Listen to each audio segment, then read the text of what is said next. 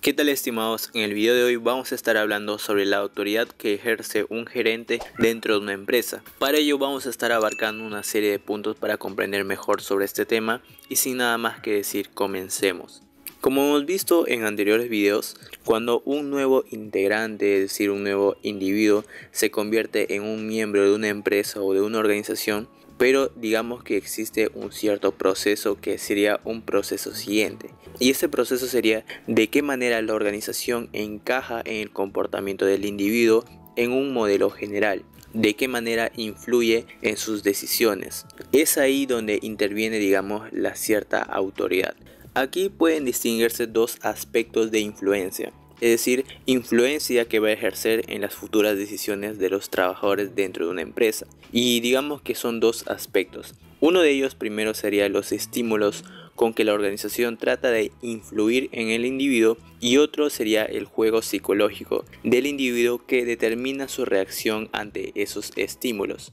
Cada uno de estos estímulos desempeña un mayor o quizás un menor papel en la forma de influencia, sea esta autoridad, alguna comunicación, entrenamiento, eficiencia, etc. Y es precisamente, como les estaba mencionando, donde interviene la autoridad.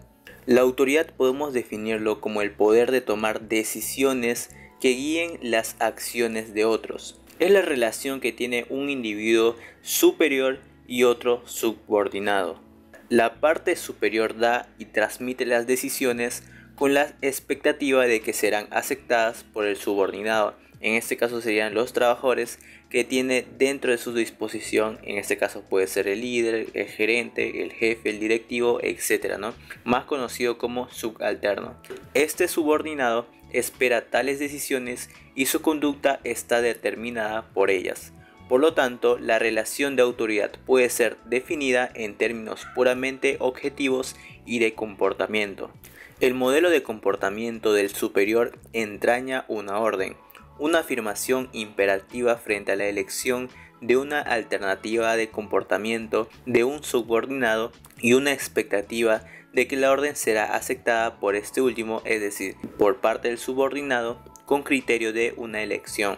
El modelo de comportamiento de un subalterno se gobierna por una decisión que es básicamente seguir la alternativa de comportamiento que elija para mí el superior. Es decir, que mantiene inactivas o usa de manera poca sus propias facultades críticas de elegir algunas alternativas y emplea el criterio formal de recepción de la orden o de la señal como una base de una elección. El fundamento de la autoridad en cuanto al poder de una persona sobre otra que le está subordinada, es decir, digamos que hay ciertos niveles, la persona que tiene autoridad sobre la otra radica en la necesidad de coordinar la acción y los medios hacia un fin, es decir, hacia una meta. Representa, por lo tanto, una de las formas de servir a la colectividad. Digamos que suena muy bonito el tema de poder tener autoridad sobre otras personas y poder, digamos que, disponer de las decisiones que ellos van a tomar. Sin embargo, el poder, es decir, el mando, no es un privilegio que los aparta de los demás, es un cargo, por lo tanto es una carga, pero sobre todo es un servicio. El poder no lo da el cargo, sino más bien la autoridad hay que ganarla. No se consigue solo con un nombramiento, viene de abajo hacia arriba. Descansa sobre el hombre que ostenta el cargo y se deriva sus valores como persona y su forma de actuar a cada ocasión y situación. La verdadera autoridad es pues un valor individual, parte del carácter, del comportamiento, de la capacidad y de la competencia, además del convencimiento y la personalidad que se impone por méritos propios. Podemos decir que en una organización sana y transparente, el mando se ejerce por cualquier nivel, con fundamento en la autoridad moral que se deriva con la confianza de los subordinados que han depositado hacia su jefe. Como les estaba mencionando, esta autoridad digamos que hay que ganarla. Y no solamente por el hecho de que tengas ese cargo de manera nombrada, entre comillas, las personas van a seguir al pie de la letra cada una de las órdenes que lo des, sino más bien, como les estaba mencionando, es un servicio que la persona va a realizar hacia los subordinados, pues estos van a seguir sus decisiones y se supone que estas decisiones van a ser las más eficaces. Una verdadera autoridad se basa en mandar según la razón y la justicia, y que huye de las insolencias del poder como aconsejaba Halmet. En efecto, la razón es la primera autoridad y el poder deberá ser la última razón. Cuando hablamos sobre autoridad, debemos poder distinguir entre una influencia y una autoridad. Digamos que la relación de autoridad no abarca de ningún tipo de modo todas las situaciones en que las palabras de una persona influyen en el comportamiento de otra. Algunos verbos que podemos utilizar, por ejemplo, son persuadir, sugerir, etc., ¿no? Digamos que estos verbos describen varias clases de influencia que no entrañan necesariamente en la relación de autoridad. La característica que distingue a la autoridad de otras clases de influencia es la que ya mencionamos previamente, de que un subordinado mantiene en suspenso sus propias facultades críticas de elección y emplea el criterio formal de su recepción de un mandato o de una señal como base de su elección. Digamos que en la autoridad el empleado o el trabajador o el subordinado digamos que no puede seguir su propio criterio, sino más bien sigue al pie de la letra lo que su jefe les dice, en este caso sería el gerente o el líder.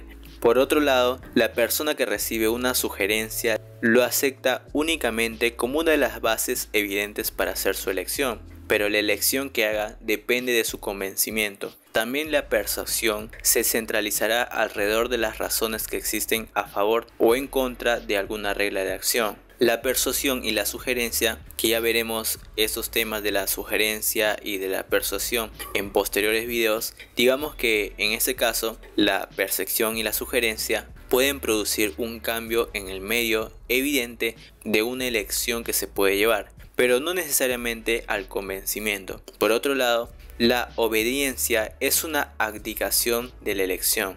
Ahora bien, ¿cómo influye un gerente y la autoridad dentro de una empresa? En primer lugar, ya explicamos previamente que la autoridad del superior es la clave de un trabajo directivo y tiene reconocido el derecho para ordenar a los subordinados, es decir, a los trabajadores que tienes dentro de tu poder, que realicen actividades para poder alcanzar los objetivos o las metas de las empresas, que bien pueden ser a corto, a mediano o largo plazo.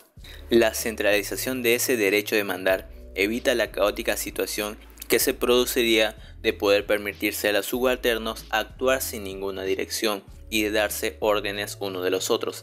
Es precisamente por ello que es muy importante que exista una autoridad superior, para que digamos que no exista un desorden, ¿no? Cada uno vaya por su lado a hacer lo que les dé la gana. Además, sin el derecho de mandar no habría superior y se desaparecería el trabajo del directivo, que es lo que más nos interesa, tener una dirección para poder cumplir los objetivos, poder solucionar problemas, etc.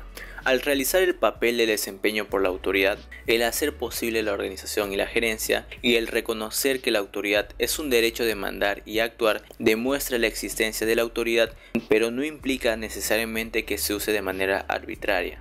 Un gerente puede ordenar literalmente a sus subordinados que se aprendan una actividad, o bien puede conseguir que hagan lo mismo pidiéndoselos, haciéndoles sugerencias, persuadiéndolos o limosnándolos, por así decirlo, es decir, rogándolos por algún sentido.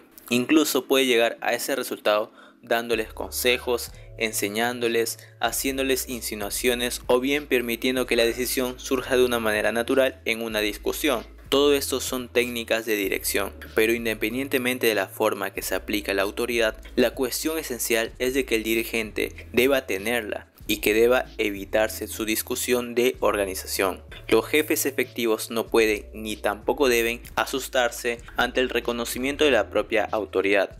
Además, los directivos que encuentran desagradable la palabra autoridad y adoptan una postura de gobernar de manera democrática dentro de la empresa, rara vez engañan a sus subordinados, pues estos comprenden fácilmente que el jefe de su organización tiene cierto poder de decisión en su trabajo.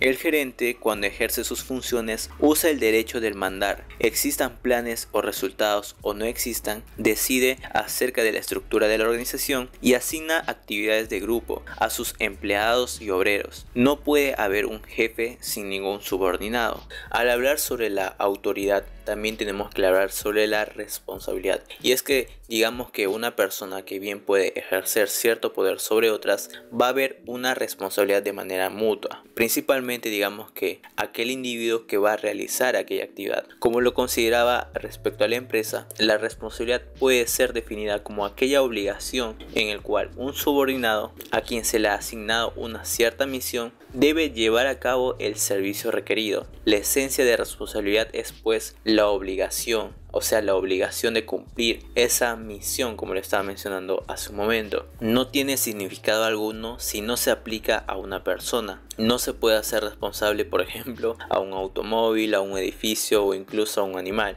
Se tiene que aplicar hacia una persona, es decir, hacia un subordinado. La responsabilidad surge pues de la relación entre un superior y un subalterno, del hecho de que alguien tenga autoridad para exigir a otro un servicio. Así pues, la autoridad fluye del superior al subordinado cuando se hace una asignación de misión y la responsabilidad de la obligación impuesta al subordinado para que el cumplimiento de estos deberes.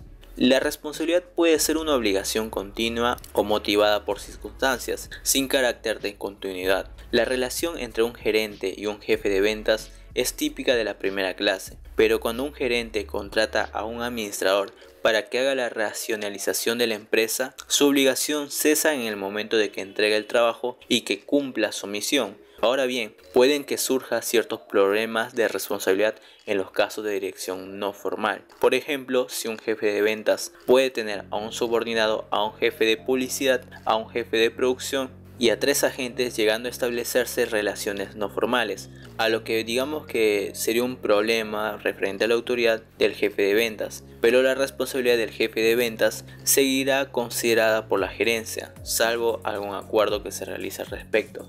Y bien, estimados, y esto sería un video referente a la autoridad que ejerce un gerente dentro de una empresa. Si el video te ha resultado útil, por favor te pediría que me regales un pulgar arriba. Tampoco te olvides de suscribirte al canal si es primera vez que ves uno de mis contenidos. En este canal hablamos de forma de generar ingresos, historias de empresas, temas relacionados al ámbito económico, algunas noticias y temas políticos. También no te olvides de seguirme en mis redes sociales, que toda esa información te estaré dejando en la descripción, al igual de comentar en la parte inferior si tienes alguna sugerencia, qué te pareció este video, si tienes alguna duda o consulta para próximos videos. Y conmigo nos estaremos viendo hasta una próxima oportunidad.